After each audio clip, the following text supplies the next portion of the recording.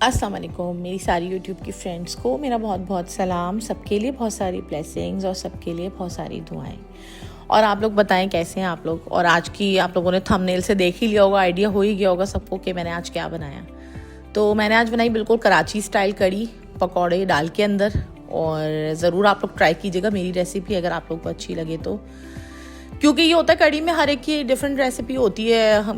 हमारे यहाँ ही मैंने कई लोगों की बड़ी डिफरेंट रेसिपी देखी। पंजाबी कड़ी की अलग रेसिपी होती है और इसके अलावा इंडिया में गुजराती कड़ी की अलग होती है, सिंधी कड़ी की अलग रेसिपी होती है। अब ये हमारी जो है ना मिक्सचर हो चुकी है, क्योंकि ज़ाहिर है सिंध का ही शहर है कराची, लेकिन ये कि कराची में बड़ी डाइवर्सिटी है, बड़े तरह तरह के लोग हैं, तो उसकी वजह से ज़्यादा चीज़ों में भी बड़ी, खाने पीने की चीज़ों में बड़ी डाइवर्सिटी आई गई है।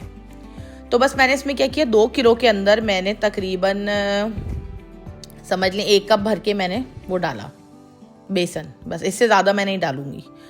अगर आप लोगों को ज़्यादा डालना है तो ज़्यादा भी डाल, लेकिन मैंने इतना ही डाला था ताकि मुझे थोड़ी खट्टी कड़ी पसंद हो। और मैंने यहाँ पर ये होता है खट्टा नहीं होता ना दही आप लोगों का, जो मैं उन लोग की बात कर रही हूँ जो जीसीसी कंट्रीज़ में रहते हैं, जो अलमराई का दही यूज़ करते हैं, मैं उनके लिए बात कर रही हूँ, मजून और अलमराई वाले। तो वो जो है ना, आप क्या करें कि इसको ना दही को लेके 2 kg वाली बाल्टी लेके इसको बाहर रख दें। आप 24 घंटे इसको बाहर पड़ा रहने दें। और गर्मी में ये बाहर पड़ी रहेगी तो एक थोड़ा इसका वाटर रिलीज होगा, ये होगा थोड़ा ना, दही में खटास ठीक ठाक आ जाएगी। तो फिर आप वो दही यूज़ करें कड़ी में, तो बिल्कुल वैसा खट्टा फ्लेवर आएगा जो एक आना चाहिए। और बस ये मैंने तेल में लहसुन, अदरक, मिर्चें, लाल पिसी हुई और हल्दी डाल के इसको भून लिया। कोई मतलब स्मेल ख़त्म करनी है मसालों की ना। और बस जब मसालों की स्मेल ख़त्म हो जाए तो उसको जलाना नहीं है, मसालों को बड़ा केयरफुली कुक करना है आपने। तो बस ये मैंने बेसन और कड़ी में इसके अंदर वो दही और बेसन मिक्स कर दूंगी। मैं अपने हिसाब से मिक्स करूंगी, समझे। मैंने उसके अंदर ना तकरीबन 4 चमचे डाले 1 kg के अंदर, और 2 kg में 8 चमचे कर लें आप।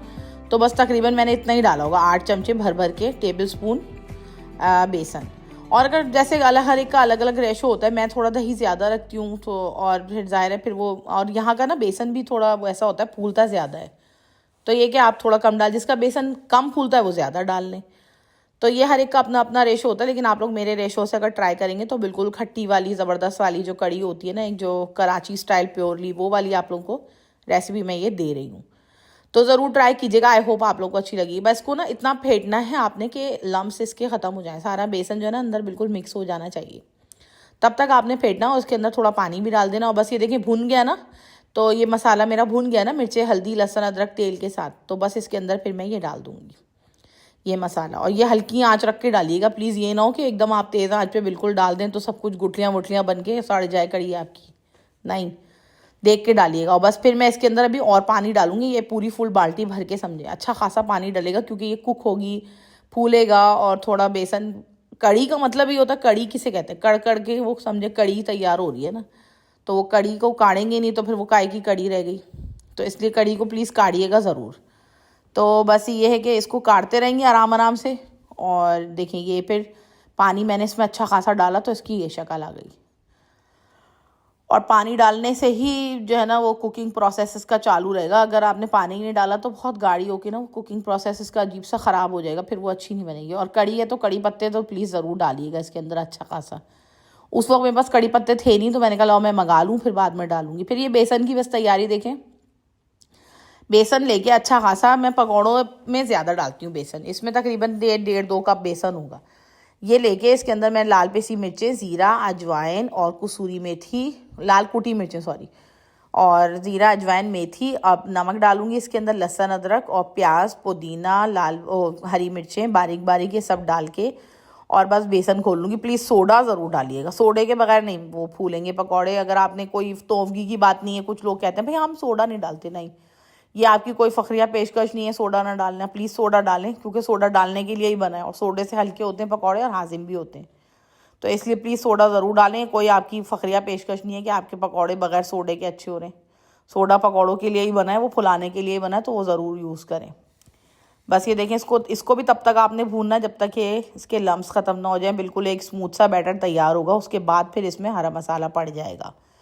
तो बस ये बेसन तैयार हो जाएगा फुल्कियों के लिए।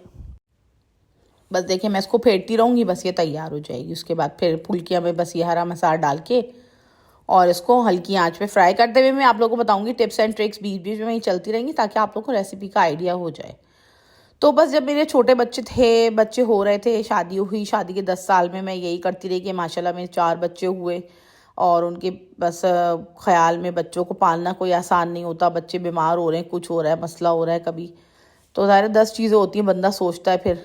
तो वो जो है ना, मैं बहुत उस वक्त परेशान रहती थी। तो माशाल्लाह मेरी नंद है एक, वो माशाल्लाह बड़ा तजुर्बेकार है और वो माशाल्लाह ऑफिसर हैं अच्छी बड़ी ग्रेड की। तो वो मुझे उस वक्त ये बात बोला करती थी, कहती थी जवेरिया, जब तुम 40 साल की एज पे आने लगोगी ना, 35 के बाद, तो तुम्हारे ये सारे मसाइल हल हो जाएंगे। कि जो है ना, तुम्हारे बच्चे होने का प्रोसेस भी बंद हो जाएगा और बच्चे उस वक्त तक थोड़े समझदार भी हो जाएंगे। मैं कहती थी अल्लाह कब होगा यार, शमीम नाम है उनका। तो मैं कहती शमीम ये कब होगा, बहुत मुश्किल है। देखें, हरी मिर्चें, हरा धनिया, पुदीना, थोड़ा सा कड़ी पत्ता फुल्कियों में भी, और प्याज, तकरीबन देखें 3 4 5 चीज़ें आप डालें इसके अंदर। प्याज, हरी मिर्चें, पुदीना, धनिया और कड़ी पत्ता, और ये इसमें डाल दें आप बेसन में, मिक्स कर दें। तो उस वक्त तो मुझे बहुत उलझन होती थी उसकी इस बात से ना, मुझे यकीन भी नहीं आता था। मैं कहती यार ऐसी कहती है मुझे दिल बहलाने को। लेकिन जैसे जैसे टाइम गुजरा ना, तो मुझे पता चला कि वाकई वो सच कह रही है। अब ये देखिए, तड़के का सामान तैयार कर दिया, कड़ी पत्ता, ज़ीरा, लाल गोल मिर्चें, लहसुन और प्याज ये ले लिया। इसके अंदर थोड़ी हींग भी डालूंगी मैं, ताकि हींग से होता है बादी मर जाती है। जब तड़का लगाऊंगी ना, तब मैं थोड़ी हींग ज़रूर डालूंगी इसके अंदर। तो आप लोग भी ज़रूर डाल दीजिएगा, बहुत ज़्यादा मत डाल दीजिएगा हींग। एक दफ़ा मैंने ना, मुझे पता नहीं था, जब मैंने नया नया हींग यूज़ करना शुरू की ना, तो मैंने बहुत ज़्यादा डाल दी। तो उसमें इतना बुरा फ्लेवर आने लगा, कड़वा सा हींग का, और ना अजीब सा हो गया वो बिल्कुल। तो बस आप डाल दें, अगर है आपके पास, नहीं है तो कोई बात नहीं। इसमें अब मैंने अजवाइन भी अच्छा खासा डाल रखी है पकौड़ों के अंदर, तो वो वैसे ही हाजिम हो जाएंगे अजवाइन से ना। तो लेकिन जैसे जैसे पता मेरी एज बढ़ती गई ना, मैं आप लोगों को बता रही थी कि मेरी नंद मुझसे ये बात बोल, जैसे जैसे मेरी एज बढ़ती गई, बच्चे थोड़ा स्टेबल होते गए, बड़े होते गए, तो मैं ग्रेजुअली देखती गई कि हाँ वाकई वो सही कहती थी ये बात। और उस वक्त मेरा घर भी नहीं बना हुआ था, ससुराल में रहती थी जॉइंट फैमिली में। तो मुझे हर लड़की जब जाती है शादी होके, तो हर एक बंदे के अपने ख्वाब होते हैं, डिज़ायर्स होते हैं कि यार हमारा घर हो, हमारा कोई एक छोटी सी तो हमारी पर्सनल वो हो, स्पेस हो। तो मैं उस वक्त ये भी दुआ मांगती। तो वो मुझे कहती थी जब तुम 35 क्रॉस करोगी ना, तो ये तुम्हारे सारे मसाइल हल हो जाएंगे, देखना। लेकिन मुझे उस टाइम यकीन नहीं आता, क्योंकि मैं उस टाइम इतनी उलझनों में घिरी हुई थी। छोटे छोटे बच्चे, घर के 10 मसाइल, फिर फाइनेंशियली भी बंदे को हर चीज़ सोच समझ के करनी है, करना है। हर चीज़ सोचती रहती थी मैं हर वक्त ना, और परेशान होती थी सोच सोच के। तो लेकिन जब मेरी एज बढ़ी, तो मैंने देखा वाकई में वो सही बात कह रही है कि ये मसाइल हल होने लगे जैसे जैसे एज बढ़ी। और वाकई उसमें ये हुआ, ज़ाहिर है 35 साल से बंदा ऊपर का होता है, तो बच्चे होने का भी वो चांस कम हो जाता है, और वो ज़ाहिर है वो मसाइल भी हल हो जाते हैं जो कि लड़कियों के होते हैं शुरू शादी के 10 साल।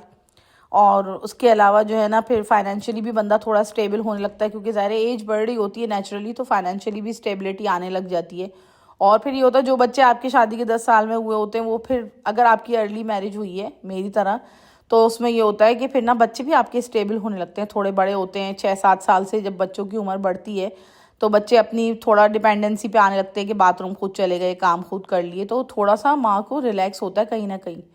वरना सारे छोटे बच्चों के साथ तो वो समझो आप, एक तरीके से आप 1 सेकंड को जुदा नहीं हो सकते बच्चों से। मुझे याद है मैं वॉशरूम तक नहीं जाती थी जब ये लोग छोटे थे ना, पूरा दिन वेट करती थी अपने हस्बैंड का। जैसे ही वो आते थे मैं वॉशरूम जाया करती थी। या फिर मेरी जिठानी हो, उनके भी छोटे बच्चे थे, साथ में रहती थी वो, लेकिन उनके भी छोटे बच्चे होते, ज़ाहिर है उनका भी छोटा बच्चा था, वो अपने बच्चों को देख लेती थी। कभी उनके बच्चे भी बीमार हो, ज़ाहिर है वो भी इसी फेज से गुजर रही थी मेरे साथ साथ। तो कहीं ना कहीं मैं इंतज़ार करती रहती थी इनका। फिर बाथरूम जाती थी, कुछ जूस पी लिया, कुछ कर लिया, तब मैं इनको देख के एक थोड़ा कहना चाहिए सांस में सांस आया करती थी। तो अब मैं सोचती हूँ वाकई वो ये बात सही कहती थी कि जैसे जैसे एज बढ़ेगी ना, तुम्हारे ये सारे प्रॉब्लम्स जो अभी तुम्हें है ना, ये सब ठीक हो जाएंगे, और तुम फाइनेंशियली भी स्टेबल हो जाओगी, तुम्हारा घर भी बन जाएगा, तुम्हारे सारे मसाइल आहिस्ता आहिस्ता हल हो जाएंगे जैसे जैसे तुम्हारे बच्चे बड़े होंगे।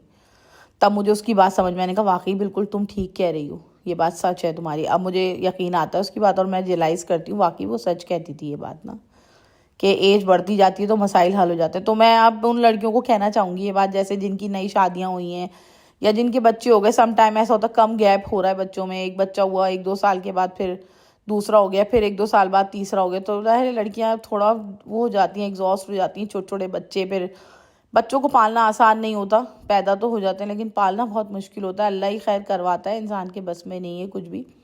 तो ये कि सम टाइम बहुत एग्जॉस्ट हो जाती हैं। फिर कुछ लड़कियों के फाइनेंशियल क्राइसिस होते हैं, ससुराल में रह रही हैं, तो 10 मसले, खर्चों के मसले, ये मसले, फिर खाने के मसले, 100 करोड़ प्रॉब्लम्स होते हैं। ज़ाहिर है लड़कियां नए घर जाती हैं तो होते ही हैं ये प्रॉब्लम्स। लेकिन मैं ये उन लड़कियों को कहना चाहूँगी कि थोड़ा धीरज रखें, इंशाल्लाह जैसे जैसे आपकी एज बढ़ेगी, आपके बच्चों की ग्रोथ होगी, इंशाल्लाह वैसे वैसे ग्रेजुअली अल्लाह ने चाहा, यकीन रखें, कामिल ईमान रखें, तो अल्लाह ने चाहा आपके मसाइल हल होंगे। और देखिए ये मेरी ट्रिक है कि पकौड़े मेरे तल जाते ना तो मैं बीच से उन्हें काट देती हूँ। ये देखें इस तरीके से, पता नहीं बस मुझे क्या नफसियाती मसला है ये, मैं इनको काट देती हूँ और फिर दोबारा तलती हूँ ताकि बीच का गूदा भी तला जाए। बस ये मुझे पता नहीं क्या प्रॉब्लम है, ये कुछ कह लें साइकोलॉजिकल प्रॉब्लम है, फूला हुआ पकौड़ा बर्दाश्त नहीं कर पा रही हूँ, इसलिए मैं देखे काट देती हूँ उसको। हालांकि इतने अच्छे फूल के तले गए ना, लेकिन मैं नहीं मानूंगी, नहीं नहीं, मैं हर चक्कर पे पकौड़ों को यही करूंगी, बीच से काटूंगी, जब तक बिल्कुल सुर्ख गोल्डन नहीं हो जाएंगे तब तक मैं इसको तलती रहूंगी तलती रहूंगी, और जब ये बिल्कुल सुर्ख हो जाएंगे तब मैं इसको निकालूंगी। तो आप लोग की मर्जी, अगर आप लोगों को फूला हुआ पकौड़ा बर्दाश्त हो जाता है, एंजाइटी नहीं होती फूले पकौड़े देखे तो आप लोग डाल ले लेकिन मुझे नफसियाती अटैक होता है फूला हुआ पकौड़ा देख के। और आप लोग यकीन करें मेरे घर में ना कड़ी कोई शौक से नहीं खाता, सिर्फ मैं और मेरे हस्बैंड खाते हैं बस। बच्चे बस कह लो कि पक गई तो मैंने बड़ा आंखें दिखाई सबको, कहा कि यही खाना है और कुछ नहीं पका हुआ, तो फिर बच्चों ने कि थोड़ी थोड़ी डाल डाल के खा ली। और उस पर भी मेरे बेटे ने मुझे कहा कि मम्मा क्यों पका लिया आपने, मैंने कहा यही पक्का है और चुप करके खाना, कोई बात नहीं करेगा। तो फिर बच्चों ने थोड़ी थोड़ी बस डाल के, कह रही हूँ ना मैं आप लोगों से, कि बस खा ली। और हालांकि इतनी पसंद है मुझे, तो बहुत पसंद है, मैं तो अगले दिन 2 दिन तक खा लूँ। लेकिन पता नहीं क्या बच्चों को होता है, बस आजकल के बच्चों में, जेनजीज में बड़े प्रॉब्लम्स भाई। जेनजीज अल्फा जनरेशन जो है ना, इन्होंने बड़ा माओ को बड़ा तंग किया हुआ है। ये कि हर चीज़ ना खाना, बस हर वक्त फास्ट फूड, ये जंक फूड, गोश्त की चीज़ें, बस ऐसी कोई वेजिटेरियन चीज़ खाते ही नहीं है। पाकिस्तानी बच्चों का तो बड़ा अलमिया है भाई ये, कि जो है ना वेज चीज़ों को पता नहीं क्या बुराई समझते हैं कि वेज है, बस वेज ना खाएं, नॉन वेज खाना है बस हर चीज़ में। लेकिन कुछ चीज़ें वेज भी होती हैं और ज़रूरी होता है, सब्ज़ी भी पेट में जाए बच्चों के हेल्थ। और दही ये कड़ी इतनी अच्छी होती है, प्रोबायोटिक्स होता है इसके अंदर, इतनी अच्छी होती है ये, क्योंकि फर्मेंटेड होता है दही भी, और फिर पकती है वो, और ये बहुत हेल्दी होती है। लेकिन पता नहीं कैसे बच्चे हैं आजकल के। तो बस ये देखें दूसरा बैच मेरा जा रहा है पकौड़ों के लिए, और ये तल के इसको भी मैं यही करूँगी, फूला हुआ पकौड़ा बर्दाश्त नहीं होगा मुझसे। तो इसलिए मैं उन लड़कियों को हाँ बता रही थी ना आप लोगों को कि आप लोग धीरज रखें और सब कुछ गो विद द फ्लो करें, अल्लाह के ऊपर छोड़ें, और बच्चों पे तवज्जो दें, बस पालने पे, बच्चों की हेल्थ पे, छोटे बच्चों की स्टडीज़ पे, और अल्लाह पे तवक्कुल करें, अल्लाह से दुआ मांगें। तो इंशाअल्लाह ताला सारे मसाइल आहिस्ता आहिस्ता आप देखेंगे हल होने लगेंगे। और अगर आप लोग कोई बातें ना कि कबूल नहीं करेंगे, कुछ परेशान होते रहेंगे, कुछ करेंगे, तो कुछ भी फ़ायदा नहीं होगा, आप लोग मज़ीद डिप्रेशन में जाती रहेंगी। आप लोग को लगेगा ज़िंदगी में कुछ है ही नहीं, भाई यही करते रहें क्या। ये इसीलिए हम दुनिया में आए थे कि बच्चे पालें, बच्चे पैदा करें, लेकिन ये भी एक नेचुरल प्रोसेस है जो कि ज़रूरी है, और जाहिर बात है इससे गुजरना ही इंसान के लिए खुश नसीबी है। तो धीरज रखें और अल्लाह पे तवक्कुल करें, अल्लाह ताला सब मामलात हल करेगा। जैसे मुझे लगता है मेरे हल हुए सारे मामलात के, अल्लाह ने आहिस्ता आहिस्ता स्टेबिलिटी पे आई। मैं एकदम तो ज़ाहिर है कुछ भी नहीं हो जाता, शादी हुई पहले ही साल में मेरा माशाल्लाह बेटा हो गया, फिर 1 साल होगी, 2 साल का मेरे दोनों बेटों में फ़र्क है, 2 साल बाद दूसरा हो गया, फिर मैंने थोड़ा गैप किया, इस गैप में ये हुआ कि मेरा एक पोर्शन हो गया बीच में, फिर मैं उस पोर्शन में आई, ऊपर वाले पोर्शन में रही, फिर मेरी बेटियां हुई, बेटी हुई एक बेटी हुई, फिर वो घर चेंज हुआ, मेरा अपना फ्लैट हुआ ज़ाती, मेरे हस्बैंड ने फ्लैट लेके दिया, फिर वो फ्लैट में गई, फिर मेरी एक बेटी और हुई। इस तरह कर करके, यानी कि कह लें कि जैसे जैसे बच्चे भी बड़े होते गए बच्चे 10 साल के अंदर, उतने में मेरी फाइनेंशियल स्टेबिलिटी भी होती गई और हालात भी ठीक होते गए और मेरी हेल्थ भी अच्छी होती गई, और इतने में बच्चे भी थोड़ा समझदार होते गए। तो आप लोग भी यही करें, बिल्कुल परेशान ना हो, ये एक नेचुरल प्रोसेस है। उस वक्त मैं बहुत परेशान होती थी, मैं कहती अल्लाह ये कैसे पालूंगी मैं, क्या होगा बच्चों को, कैसे रखूंगी, क्या करूंगी, समझ नहीं आता था कुछ भी। लेकिन आप लोगों को मैं, जितनी भी यंग गर्ल्स हैं, मैं उन सबको यही कहूँगी अल्लाह पे छोड़ें और अल्लाह का शुक्र अदा करें। जो जो नेमतें अल्लाह ने दी हैं उनका एहसास नहीं है हम लोगों को ना, तभी शायद हम लोग ऐसी बात सोचते हैं। मैं अपनी बात करूँ तो शायद उस वक्त मुझे अकल नहीं थी, एहसास नहीं था, मैं सोचती नहीं थी कि अल्लाह कितनी बड़ी नेमत है औलाद का होना, घर का होना, और ये सारी चीज़ें, खाने पकाने, काम, ये सब कुछ नेमत ही है समझो। तो जिनके पास ये सब कुछ नहीं है ना, उनसे पूछो उनकी लाइफ कितनी वो है, डिप्रेशन से भरी हुई है, टेंशन से भरी हुई है। तो ये भी ब्लेसिंग है एक तरीके से अल्लाह की। बस देखिए मैंने फुल्कियाँ डाल दी, गर्म खौलती हुई कड़ी में ही डालिएगा फुल्कियाँ, ठंडी कड़ी में मत डालिएगा प्लीज़, क्योंकि ठंडी कड़ी में डालेंगे तो बहुत मुश्किल से एब्जॉर्ब करेगी। बस मैं फिर इसकी भगार की तैयारी कर रही थी, कोई इतनी मुश्किल नहीं है कड़ी, इसको पकाइएगा कम से कम 2-2.5 घंटे। अगर आपने 2-2.5 घंटे नहीं पकाई ना तो फिर मज़ेदार नहीं बनेगी। खट्टी अगर आपने बनानी है आपको कोई भी सही से, तो फिर आप उसको 2-2.5 घंटे पकाएं। अगर 2-2.5 घंटे नहीं पकाई तो फिर वो मज़ेदार नहीं पकेगी, फिर वो एक कचान सी आएगी इसके अंदर ना।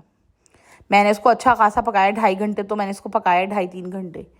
और आप लोग भी इसी तरह पकाइएगा और नॉर्मल हीट पे पकाइएगा, बहुत हल्की आंच पे भी नहीं और बहुत तेज़ आंच पे भी नहीं, नॉर्मल हीट पे पकाइएगा, मीडियम टू लो कह लें, मीडियम टू लो ना, कि बिल्कुल दम पे भी नहीं और बहुत तेज़ भी नहीं, नॉर्मल हीट पे पकेगी ना बिल्कुल ठीक रहेगी, बहुत अच्छी बन के तैयार होगी फिर ये। और कड़ी पत्ते ज़्यादा सारे डालिएगा, बाद में मैंने कड़ी पत्ते का पूरा बंच मंगवा के आधा उसमें डाल दिया था और थोड़ा सा इसमें डाल दिया था पकौड़ों में, और थोड़ा सा उसके लिए रख लिया था। तकरीबन समझे मैंने पूरा बंच ही यूज़ कर लिया इतनी कड़ी में ना। तो ज़रूर आप लोग मेरी रेसिपी से ट्राई कीजिएगा, इंशाल्लाह आप लोग को ना अच्छी लगेगी। और पता क्या, जिस टाइम पे बच्चे हो रहे होते हैं आपकी, नई शादी हुई होती है, शादी यानी कि 5, 6, 7, 10 साल तक की बात कर रही हूँ मैं, उसमें आपकी खुद की ना, लड़कियों की बात कर रही हूँ, लड़कियों की खुद का इम्यून सिस्टम इतना कमज़ोर हो जाता है कि मुझे याद है, मुझे ज़रा सा मैं कुछ हैवी कर लूँ मुझे बुखार चढ़ जाता था, ज़रा सा मैं कुछ कर लूँ एकदम टांगों में दर्द, ज़रा सा कुछ कर लूँ कमर में ऐसा, पेल्विक बोन में दर्द, ये सब मसाइल रहते थे, क्योंकि वो एनर्जी वो नहीं हो पा रही थी ना, रुक नहीं पा रही थी एनर्जी, क्योंकि बच्चे हो भी रहे हैं, उनको फीड भी करवा रहे हैं, सारे काम भी कर रहे हैं, फिर घर के भी काम चल रहे हैं, फिर शौहर भी हैं, उनके साथ भी टाइम करना है, सब चीज़ें देखनी है। तो उसमें होता है कि बंदे को कहीं ना कहीं लग रहा होता है कि यार हमारी इम्यूनिटी, इतना बीमार हो रहे हैं, बाल झड़ रहे हैं, स्किन ख़राब हो रही है, हालत बुरी हो रही है, वज़न बढ़ रहा है, समझ नहीं आ रहा, कुछ खा भी नहीं रहे फिर भी वज़न बढ़ रहा है, कुछ खा रहे हैं तब भी मसले हो रहे हैं, नहीं खा रहे तब भी हड्डियों में दर्द हो रहा है, समझ नहीं आता था कि क्या करें उस टाइम पे। बहुत ज़्यादा वो ना एक दिमाग वो होता है, क्योंकि ज़ाहिर है जिन लड़कियों की ख़ास तौर पे, आजकल की लड़कियां बहुत समझदार है, मैं आज से 18 साल पहले की बात कर रही हूँ, हम लोग जो थे, हम लोग इतने समझदार नहीं थे जितने कि आपकी जनरेशन जिनकी शादियाँ हो रही है वो बहुत ज़्यादा समझदार है, उन्हें ज़्यादा अच्छी तरीके से चीज़ों को टैकल करना आता है कई जगह, और कई जगह बहुत बेवकूफ़ भी हैं लड़कियाँ। हम लोग इस लिहाज से समझदार थे कि हम लोग गिला नहीं करते थे, अपनी माओं तक को हम लोग नहीं बताया करते थे। लेकिन आजकल की लड़कियां ऐसी कि 4 लोगों के बीच में बैठ के शौहर को जलील कर दें, जो कि सबसे गलत बात है, ये नहीं करना चाहिए। आजकल की लड़कियों की ये है बुराई। लेकिन हम लोग जो थे, हम लोग हर चीज़ फेस करते थे चुप करके, कि यार छोड़ो, घर वालों को पता ना चले तो अच्छा है, ना ही बताएं तो ठीक है, या बताएं भी तो बस बता दें, लेकिन कोई वो नहीं है कि ये करना है या आप लोगों ने ये करना है या हम ये नहीं कर सकते। हम कहते थे नहीं यार कर लेंगे हम लोग, हो जाएगा, सब हो जाएगा। और इसी तरह करते करते अल्लाह ताला ने वक्त गुजरवा दिया कि नेक लोग हों, अगर आप लोगों का नेक लोगों से वास्ता पड़ा, अच्छे लोगों से वास्ता पड़ा, तो अल्लाह ताला सारे काम खुद ब खुद मैनेज करवा देता है। और बस ये है कि कड़ी बने और बटे ना तो फिर फ़ायदा नहीं है। मैं ये कहती हूँ ऐसी चीज़ें, कुछ हलीम हो गया, कड़ी हो गई, ये चीज़ें बने और बटे ना तो फिर फ़ायदा नहीं है, फिर आप मत बनाएं। इसलिए बनाएं तो थोड़ी थोड़ी अपने इर्द गिर्द करीब करीब लोगों को ज़रूर आप लोग शेयर करें। ये चीज़ें ज़्यादा बन जाती हैं और ये ऐसी होती हैं कि नॉर्मली रोज़ाना के बना भी नहीं रहा होता कोई, कम ही बन रही होती हैं। और ये कि जब बनाएं तो सबको बांटें और बांट के ही खाएं, तो इंशाल्लाह अल्लाह बरकत भी देगा और टेस्ट भी अच्छा रहेगा, क्योंकि आपने ये सोच के बनाया ना कि यार नहीं मैं सबको दूंगी, तो नेचुरली अल्लाह ताला उसमें टेस्ट इतना डाल देगा। अगर आप लोग को मेरी वीडियोस अच्छी लग रही हैं तो ज़रूर मेरे चैनल को सब्सक्राइब कीजिएगा और मेरी वीडियोस को लाइक कीजिएगा और मुझे अपने फीडबैक का से ज़रूर आगाह कीजिएगा, ताकि मुझे पता चले आप लोग को क्या अच्छा लग रहा है, क्या अच्छा नहीं लग रहा। और अगर कोई बात गलत भी लग रही है मेरी तो ज़रूर मुझे बताइएगा, मैं आप लोग के फीडबैक का इंतज़ार करूँगी। क्योंकि मैं तो खुद नई यूट्यूबर हूँ, मुझे बहुत सारी चीज़ें भी समझ नहीं आती, बहुत सारी चीज़ें मैं सीख रही हूँ, तो ये कि मुझे थोड़ा मुश्किल हो रहा है। लेकिन मैं आप लोगों की फ़ीडबैक का इंतज़ार करूँगी। मैं ये नौश किचन लगा के बैठ गई थी बस अब। चलिए, ओके, अल्लाह हाफिज़।